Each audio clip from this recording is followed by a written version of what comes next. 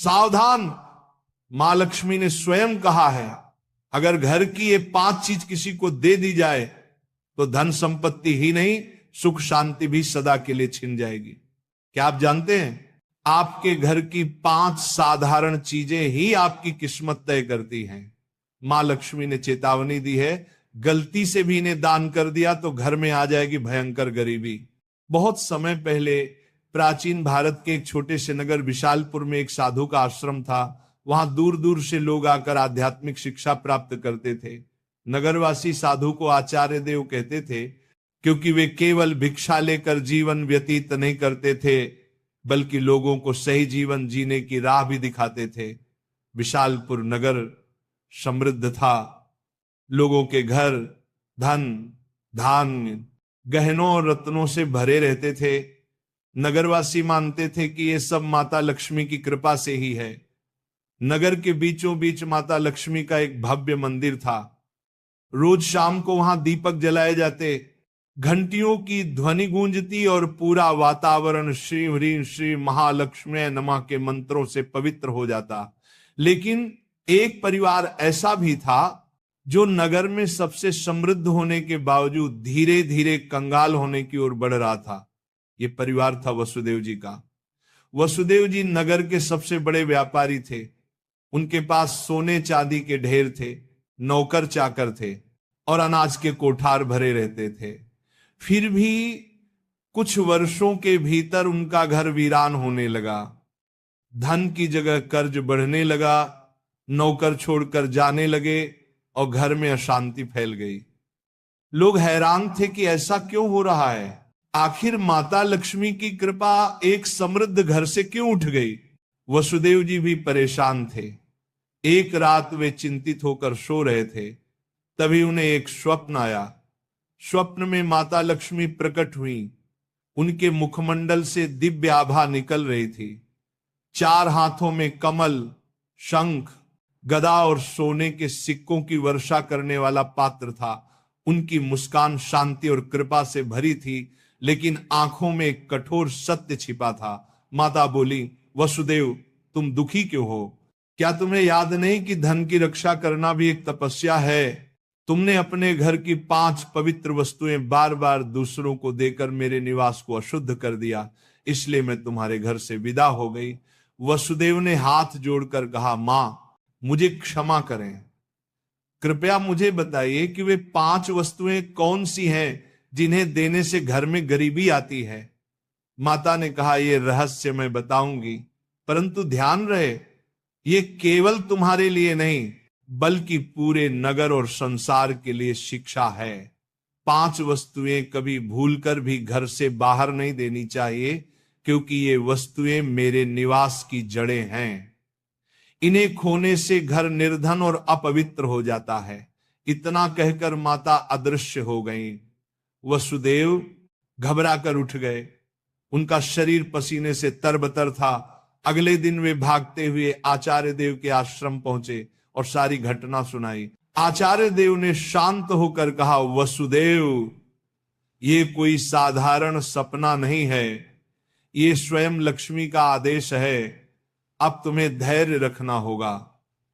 माता लक्ष्मी ने जो 5 रहस्य बताए हैं, उन्हें समझने के लिए तुम्हें एक आध्यात्मिक यात्रा करनी होगी, तभी तुम्हें सच्चा उत्तर मिलेगा। और इस प्रकार यात्रा शुरू हुई। वसुदेव ने अपनी पत्नी सुभद्रा और बेटे माधव के साथ नगर छोड़ दिया और आचार्य देव के आदेश पर हिमालय की ओर प्रस्थान किया। रास्ते में उन्हें तरह तरह की घटनाएं घटी। एक गांव में उन्होंने देखा कि एक महिला अपने घर का चूल्हे की राख दूसरों को दे रही है। वसुदेव को तुरंत माता लक्ष्मी की बात याद आई। क्या राख की भी उनमें से एक वस्तु है? उन्होंने महिला से पूछा, बहन तुम ये राख क्यों बांट रहे हो? महिला ने कहा, महाराज लोग मानते हैं कि राख खेत में डालने से फसल अच्छी होती है। वसुदेव ने सोचा, लेकिन यही तो गलती है। चूल्हे की राख घर के भोजन और अग्नि का प्रतीक है। इसे बाहर देने से घर की उन्नति रुक जाती है। यात्रा आगे बढ़ी।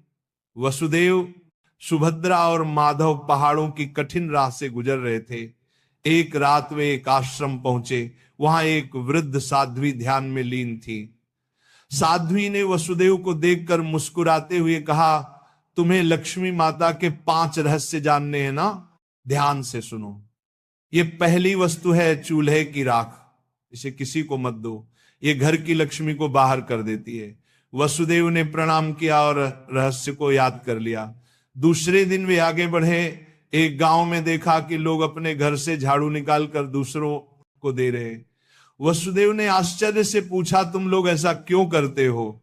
एक युवक बोला, हम मानते हैं कि पुराना झाड़ू देने से दरिद्रता चली जाती है।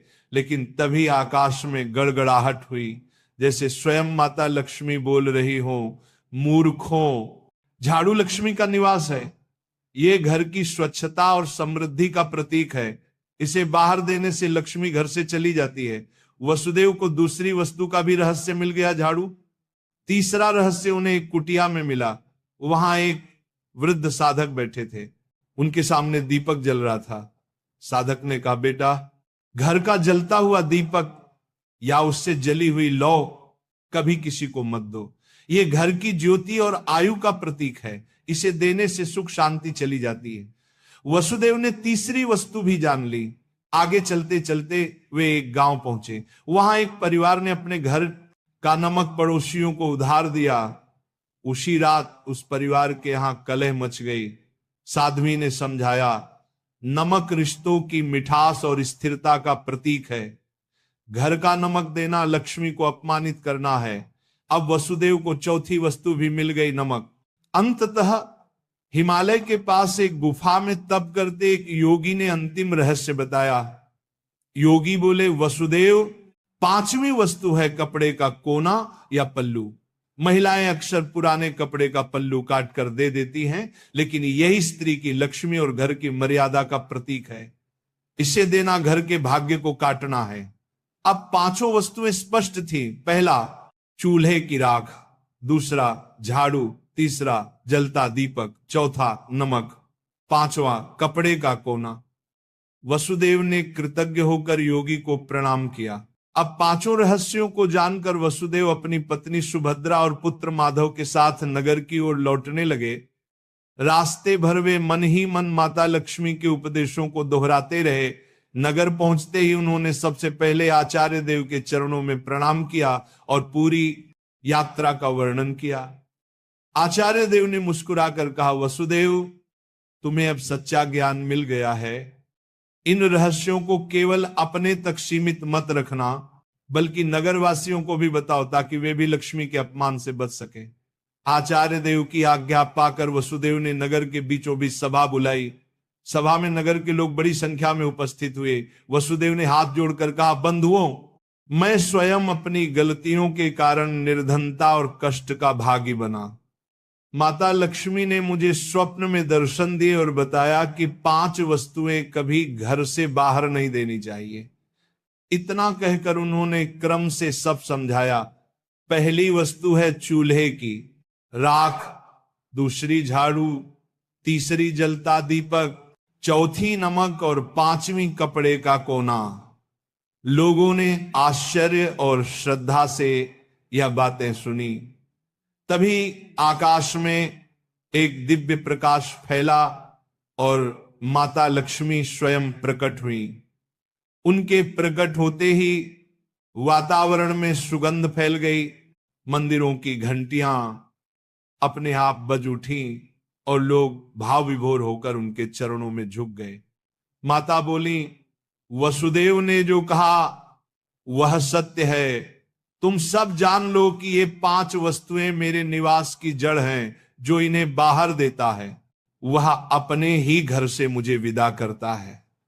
ये कहते ही माता ने वसुदेव के घर की ओर हाथ उठाया और देखते ही देखते उनके घर में फिर से समृद्धि लौट आई। कोठार भर गए, नौकर लौट आए और पूरे घर में शांति का वास हो गया। नगर के लोग ये चमत्कार देखकर स्तब्ध रह गए और माता लक्ष्मी के जयकारे करने लगे। नगर में अब यह शिक्षा फैल गई कि कोई भी व्यक्ति घर की 5 वस्तुएं बाहर न दे। लोग अपने घरों में सावधानी रखने लगे। पहले जो लोग अंधविश्वास में पड़कर झाड़ू, राख, नमक या दीपक दूसरों को दे देते थे, उन्होंने ये सब बंद कर दिया। नगर में धीरे धीरे हर घर में समृद्धि लौटने लगी।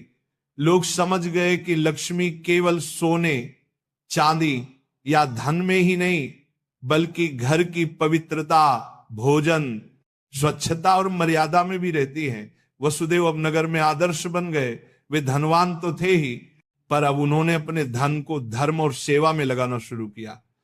उन्होंने गरीबों के लिए अन्न क्षेत्र बनवाया, परंतु घर की 5 वस्तुएं देने से हमेशा इनकार करते। जो भी उनसे ये चीजें मांगता वह विनम्रता से कह देते, भाई ये माता लक्ष्मी की मर्यादा है, इन्हें देने से मेरे ही नहीं तुम्हारे घर की भी समृद्धि घट जाएगी। लोगों ने भी इस शिक्षा को हृदय से स्वीकार कर लिया।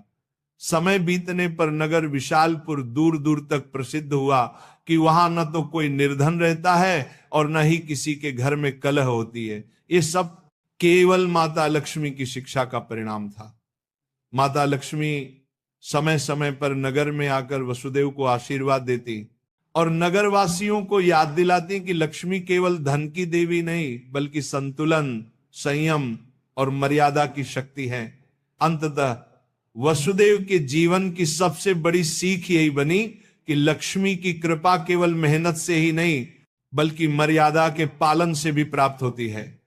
माता लक्ष्मी केवल धन संपत्ति की देवी नहीं, बल्कि वे पवित्रता, मर्यादा और संतुलन की शक्ति है। घर की समृद्धि बनाए रखने के लिए मेहनत और सदाचार के साथ साथ मर्यादा का पालन भी आवश्यक है। चूल्हे की राख, झाड़ू, जलता दीपक, नमक और कपड़े का कोना, ये 5 चीजें लक्ष्मी का निवास मानी जाती हैं। इन्हें घर से बाहर देने का अर्थ है लक्ष्मी को स्वयं विदा करना।